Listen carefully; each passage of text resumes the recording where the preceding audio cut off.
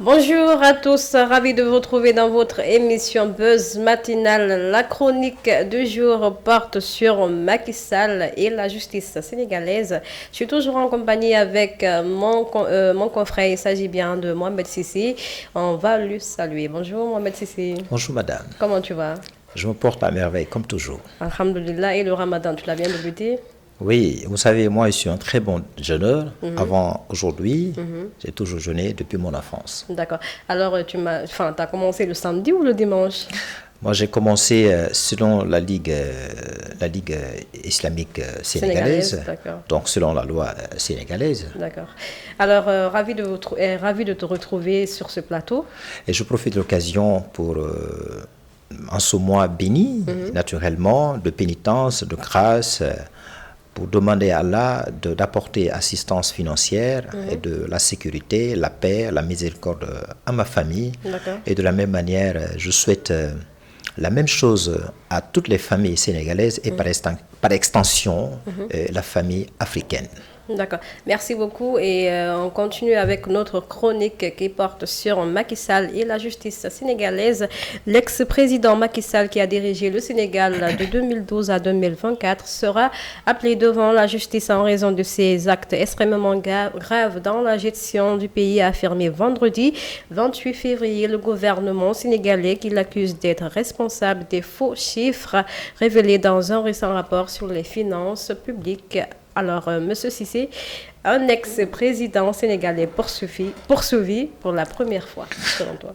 Alors, c'est pas la poursuite n'est pas encore réelle. D'accord. C'est le ministre, le porte-parole du gouvernement, en l'occurrence Moustapha Sarr, et qui a fait une sortie jugée même politique en disant ceci, que l'ex-président Macky Sall ne peut pas échapper à la justice sénégalaise, pour le citer. Alors, si la poursuite, si ça se fait, si le procureur financier essaie d'ouvrir une enquête judiciaire, alors on peut dire à partir de ce moment que c'est inédit, c'est historique, depuis 1960. Aucun président sénégalais à la tête de l'État n'a été poursuivi. Ni Senghor, ni Abdoulaye Wade, encore moins Macky Sall. D'accord. Alors, Macky Sall sort du silence en soulignant « Je m'inscris totalement en faux contre ces allégations de falsification. C'est un procédé politique. » Selon lui, interrogé par nos confrères de Jeune Afrique, est-ce que Macky Sall commence à avoir peur? Alors, qu'est-ce qu'il a? Posons-nous la question à Minato. Qu'est-ce qu'il a poussé? Qu'est-ce qui a poussé le président, l'ancien président Macky Sall, à vouloir sortir de sa peau, sortir ses gants pour répondre?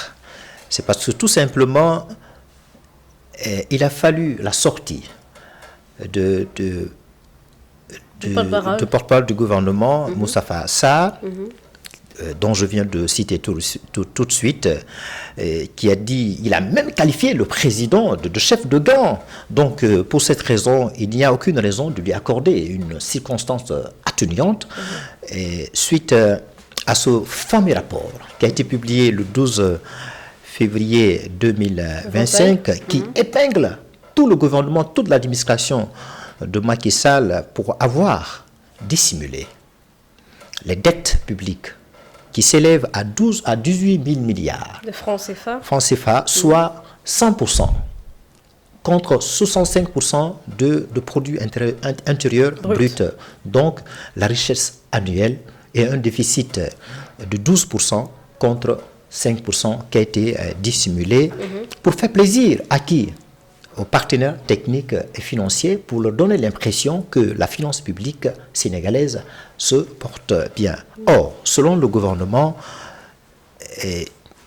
l'ex-premier ministre et tout son gouvernement ont commis un carnage financier. C'est ce qui explique aujourd'hui la situation économique. Ce qui explique aujourd'hui la crise économique et sociale. Parce qu'on a vu, on va en parler, les syndicats menacent de faire la grève. Là, il a fallu l'intervention de du Premier ministre Ousmane Sonko, qui a tenu une rencontre tripartite entre le gouvernement, l'organisation syndicale et le patronat. Alors, la réaction de l'ex-président Macky Sall par rapport à la sortie du porte-parole du gouvernement, vous l'avez entendu, vous l'avez lu. Il a dit que c'est un procédé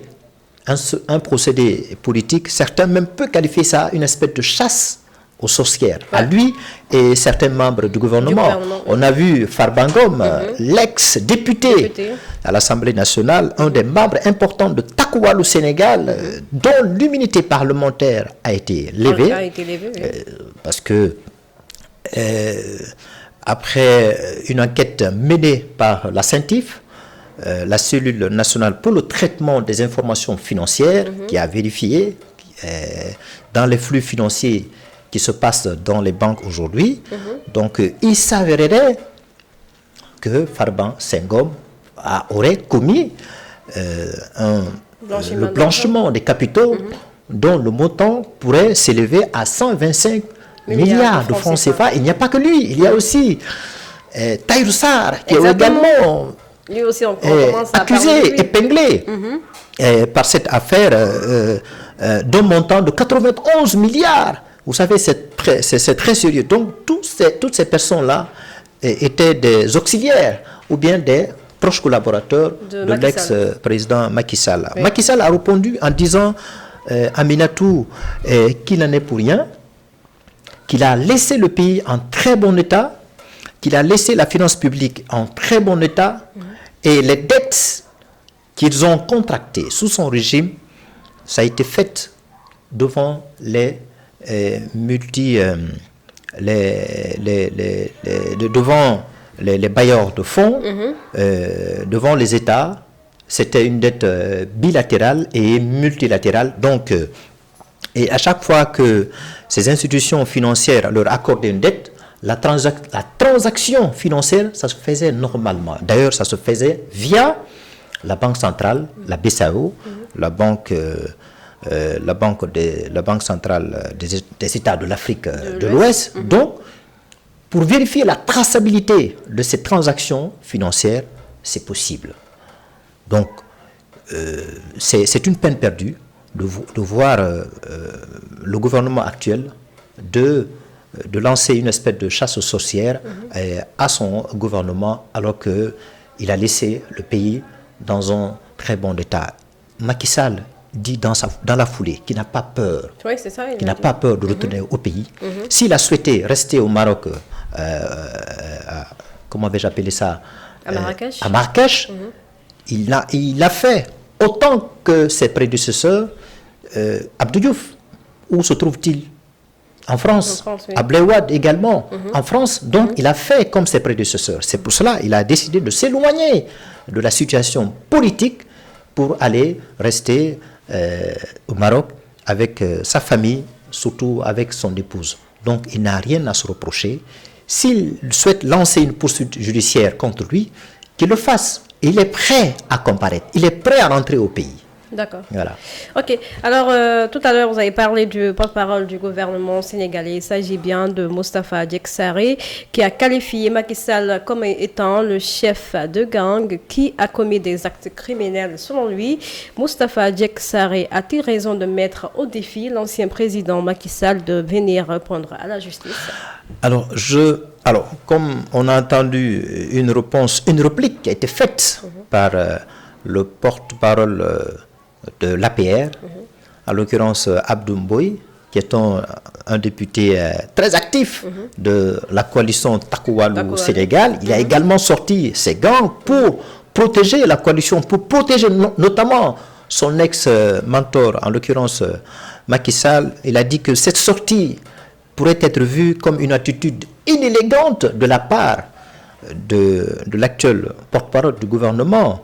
Au lieu de s'attaquer injustement à l'ex-régime, il faut travailler, il faut essayer de satisfaire le besoin des Sénégalais.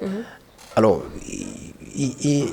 Abdou même accorde peu de crédit à ce rapport qui a été publié par la Cour des comptes. Donc, il ne croit pas du tout. Macky Sall même l'a dit, il dit on ne nous a pas associés à l'audit qui a été fait par le gouvernement et surtout par la Cour des comptes. Donc c'est ce qui fait que nous avons une certaine réticence.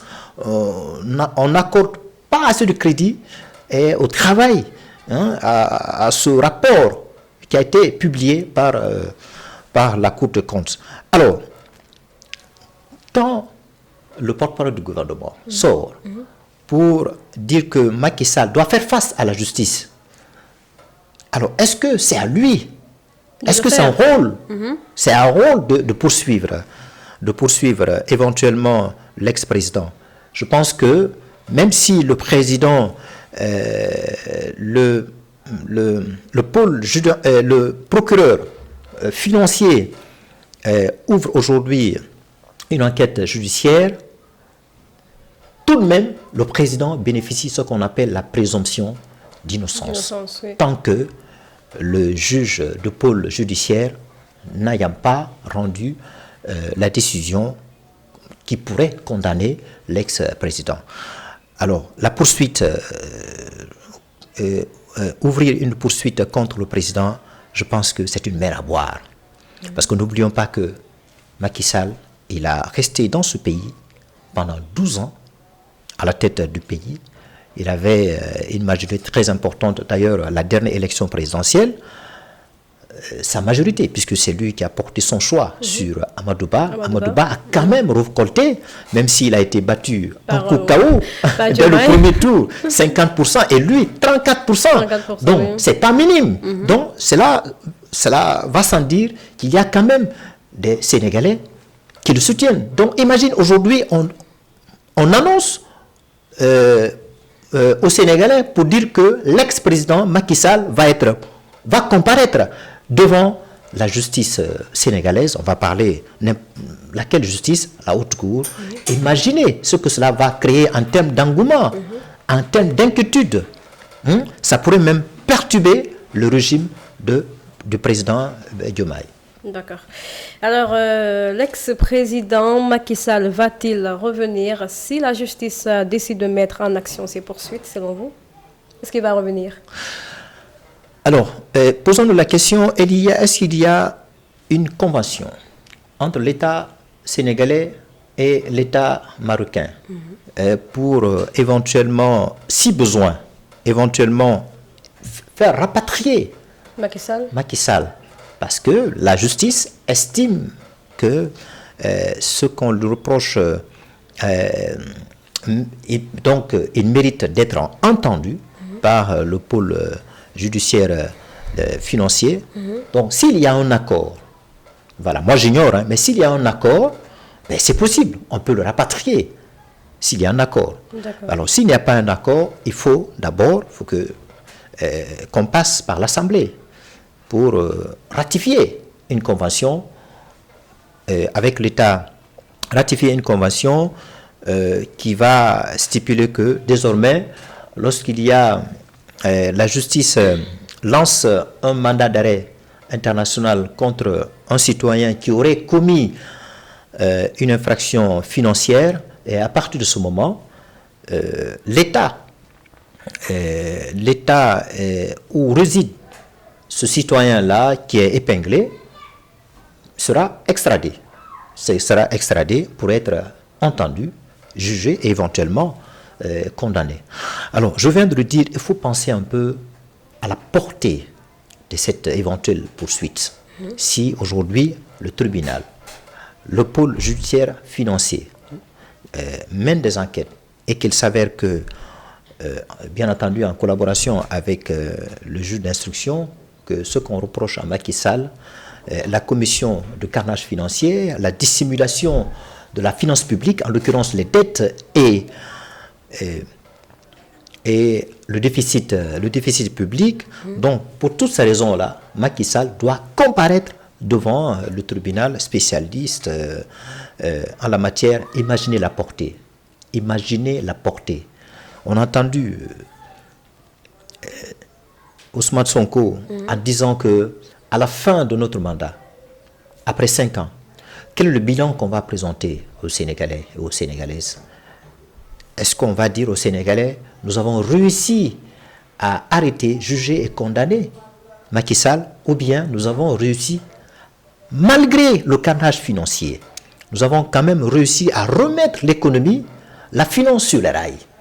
Nous avons quand même permis de créer beaucoup d'emplois et de créer beaucoup d'infrastructures durant les 5 ans. Et nous avons réussi à exploiter de façon normale les ressources naturelles, en l'occurrence le pétrole et le gaz, et nous avons réussi à distribuer légalement, et les Sénégalais ont été quand même satisfaits de notre bilan. Est-ce que c'est le bilan-là, celui-là qu'il faut présenter, ou bien le jugement de l'ancien président? Donc, je pense que c'est une question qui mérite d'être réfléchie, Aminatou. D'accord. Pardon, une dernière question avant de quitter les fidèles abonnés de la télévision. Est-ce que depuis la sortie de ce fameux rapport, est-ce qu'il y a une enquête? Oui, naturellement. Depuis la sortie de ce fameux rapport, entre guillemets, qui a été publié, je le rappelle, le 12 février 2025, par la Cour des comptes. Je vous rappelle que avant même la publication officielle, on a entendu que la Cour, cette institution, a souhaité à un moment donné publier, mais il y a eu un petit changement, donc la Cour a décidé de surseoir à ça. Donc, le fait que la Cour des comptes a décidé de surseoir à la publication, la première publication, cela a fait planer le doute sur le doute qui a été effectué.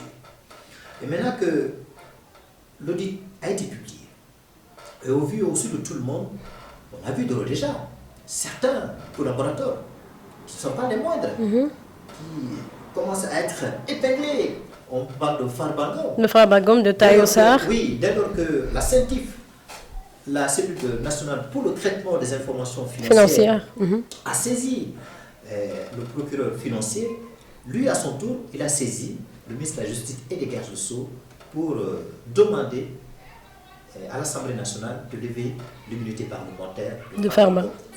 Et ce qui a été fait, et aujourd'hui, il est placé en garde à vue, non? Voilà, en garde à vue, il est placé sous mandat de dépôt. Et on lui a même demandé à ce de faire, pour éviter éventuellement la prison, de déposer une caution sur la table. Je pense un montant probablement qui s'élève à 34 milliards. N'ayant pas l'argent en espèces, donc il a décidé de proposer comme caution un immeuble dont la valeur s'équivalent à ce montant-là. Tout de même, le juge a refusé. Donc, ça ne l'a pas empêché, cela n'a pas fait qu'il échappe à l'emprisonnement. Aujourd'hui, il est placé. Il est placé en garde à vue.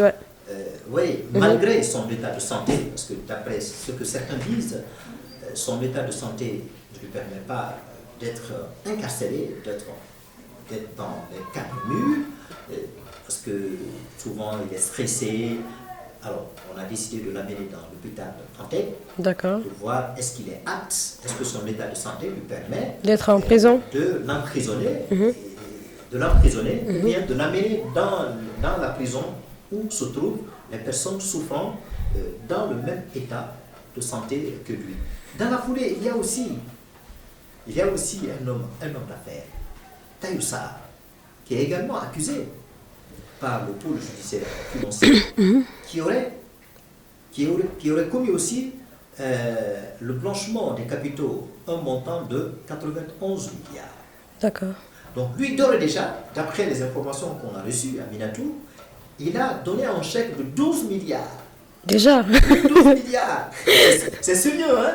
Bah oui, c'est sérieux. Ouais. Alors, si déjà ces personnes épinglées commencent à proposer en termes de caution de tels montants, cela pourrait donner raison à l'audit effectué par la Cour des comptes. Exactement. Cela même pourrait donner à celles et ceux qui sont en train de critiquer l'ancien régime, Macky Sall, et tous ses proches collaborateurs. Donc, pour répondre à votre question, naturellement, l'enquête a commencé par le pôle judiciaire financier, bien entendu en collaboration avec le juge d'instruction et le procureur financier. Et dans la foulée, il y a aussi le ministre de la Justice et des gardes sceaux qui sont en train de mener des enquêtes. Alors, la dette qui a été contractée, c'est lourd. C'est quand même à supporter. Exactement, c'est très lourd. Le gouvernement est dans cette situation, la crise économique, la crise sociale. Alors, cependant, le ministre de l'économie et des finances, on l'a entendu dire que la dette là est soutenable.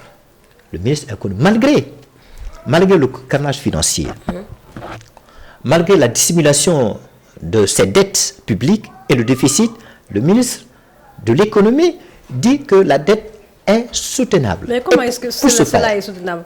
Est soutenable, oui. Comment il explique cela? Parce oui, que soutenable. Le mécanisme, c'est quoi? Il va falloir que le gouvernement prenne la décision de diversifier l'économie. De diversifier le pactole, les ressources économiques, les ressources financières.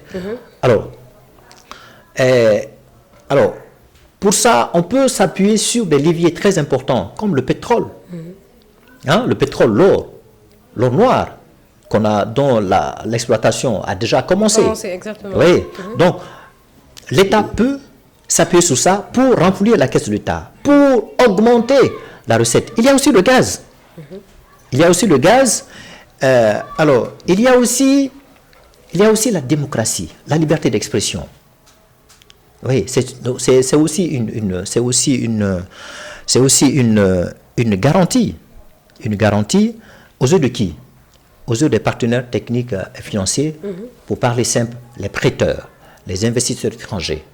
On a vu tout récemment l'agence de notation qui a dégradé la note du Sénégal. Donc cela voudrait dire que le Sénégal, l'État sénégalais, n'a pas la capacité financière de pouvoir s'endetter à nouveau, compte tenu de la dette qui est déjà là, qui est énorme. Énorme, exactement. Qui est énorme. Donc, l'État n'a pas la capacité financière de faire le surendettement. D'accord. Mais comme je viens de le dire, ces leviers-là, l'État peut s'appuyer sur ça pour élargir, pour augmenter la recette. Et pour cela, il faut imposer l'impôt. Alors, comme on le dit, trop d'impôts tue l'impôt. Est-ce que nous avons aujourd'hui les Sénégalais lambda, peuvent supporter l'imposition de cet impôt-là? Alors, il faut imposer de sorte que les Sénégalais ne souffrent pas, de sorte que les Sénégalais puissent supporter la charge fiscale, parce que c'est important. Ce qu'on va tirer de charge fiscale, ça permet évidemment au gouvernement de pouvoir financer les projets. On a vu l'exposition faite par Ousmane Sonko sur le référentiel public 2040. Ouais. C'est 2040 ou bien 2050? C'est 2050 qu'il ne faut pas comprendre. Le projet Simandou 2040, c'est 2050. Exactement. Donc c'est un projet très ambitieux. Alors, est-ce qu'il faut imposer une charge fiscale sur la tête des Sénégalais? Le produit pour s'appuyer sur la tête des Sénégalais pour financer ce grand projet ambitieux. Alors, c'est une question que les spécialistes se posent, mais déjà, un levier très important, c'est la charge fiscale, mais comme je viens de le dire, il faut l'imposer de sorte que les Sénégalais ne souffrent pas. Déjà, les Sénégalais souffrent beaucoup. On a vu par ailleurs le licenciement massif.